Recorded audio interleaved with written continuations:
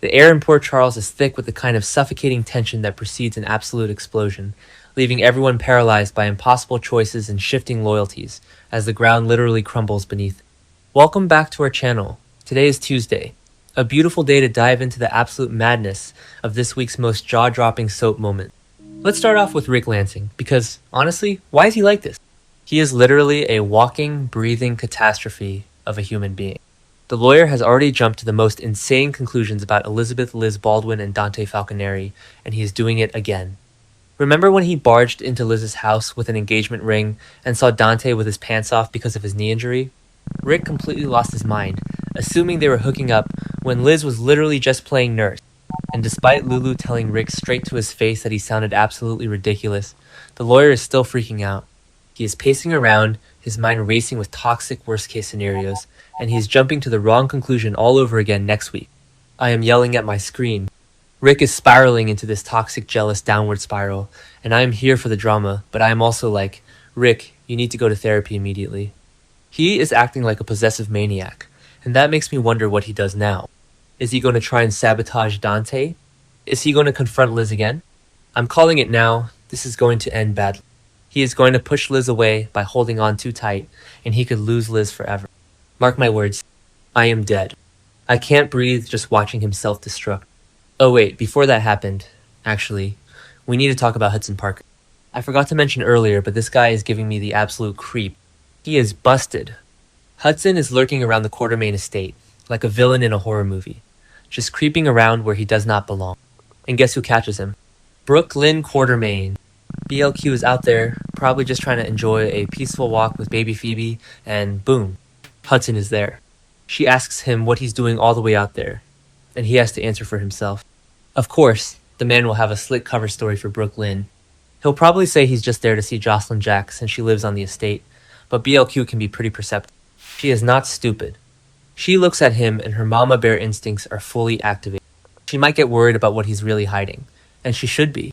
We all know Hudson is aggressively hunting for intel on Delilah Wilson's baby, and he is a massive threat to Brooklyn and Harrison Chase's adoption.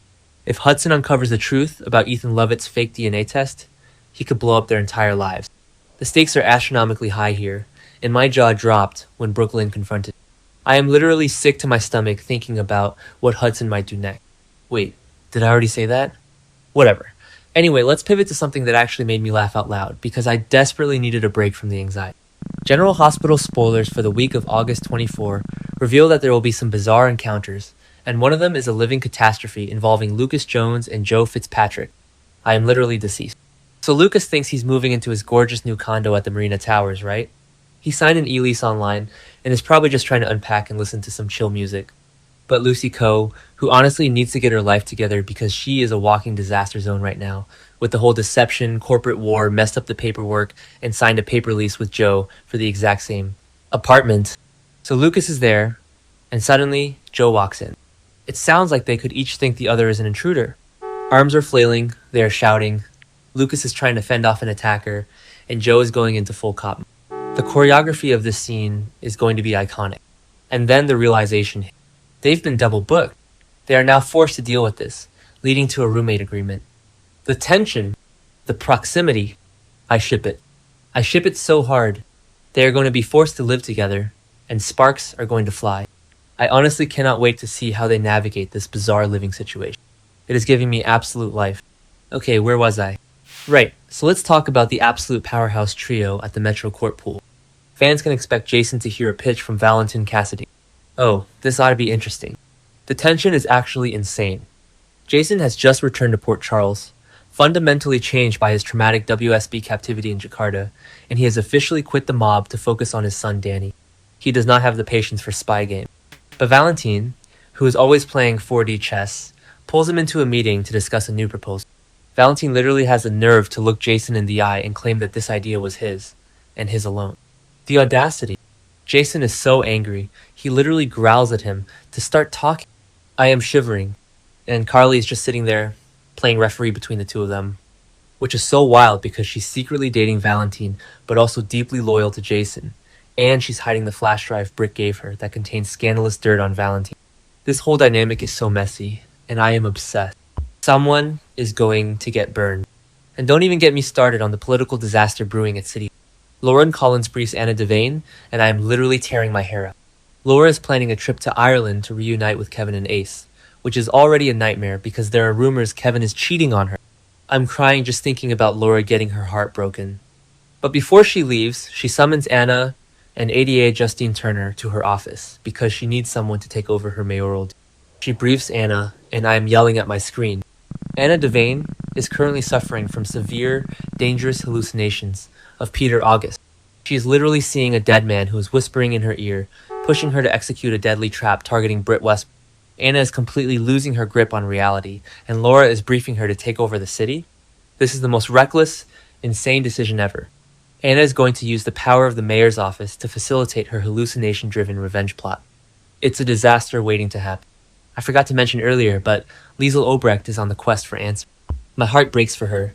She is completely broken over the loss of Cassius Faison. She thinks he's dead because the WSB pronounced him dead, but we know he's secretly working for Z. Liesl just wants closure. She wants to bury her son, and she is searching for the truth. It is honestly so tragic to watch her wander around Port Charles looking for answers that are being hidden from her. Meanwhile, Felicia Scorpio is out here doing the Lord's work by stonewalling Jack Brennan. Brennan is so slick, always trying to charm or intimidate his way into getting what he wants, but Felicia is not playing his game. Brennan is stonewalled by Felicia, and I love that. She looks at him and just shuts him down completely, protecting her family and refusing to give him an inch. Iconic behavior. Okay, let's circle back to the absolute snake pit that is Drew Kane and Ava Jerome. Plus, Ava sets a trap while Drew is out for revenge. I'm not sure if these two are connected, but they could be, and honestly, they definitely are. Drew has made a miraculous recovery from his locked-in state. He is fully mobile, and he is a total menace right now. He is furious and out for blood. Drew wants an alliance with Ava to take down Sonny Corinthos. He approaches her, probably plotting to marginalize Sonny and take over his territory now that Sonny has stepped away from him. But Ava Jerome is a survivor and an absolute queen. However, Ava should know better than to trust a snake like Drew, so stay tuned. She is setting a trap, playing along and letting Drew think they are partners, but she is totally going to outmaneuver him. Ava does not play second fiddle to anyone, and Drew is going to walk right into her web. And then there's Jordan Ashford. Jordan makes her loyalties crystal clear. She is temporarily running Aurora, and she has a tense conversation with Drew. Although she opened the door for Drew Kane to be part of Aurora, it's only minimal. Jordan might reason that keeping Drew closer might be the best measure right now. Keep your friends close and your enemies closer. While Jordan will make her loyalties clear to Michael, I wonder if this situation could get tricky. Drew is so vindictive and controlling, especially with Scout and Danny, and he is not going to take kindly to Jordan putting him on a short leash. Jordan is playing a very dangerous game by letting Drew into the building at all, but she is strong, and I am praying she puts him in his place. This entire corporate and mob warfare situation is getting so incredibly intense, and I am literally on the edge of my seat, waiting to see who strikes first.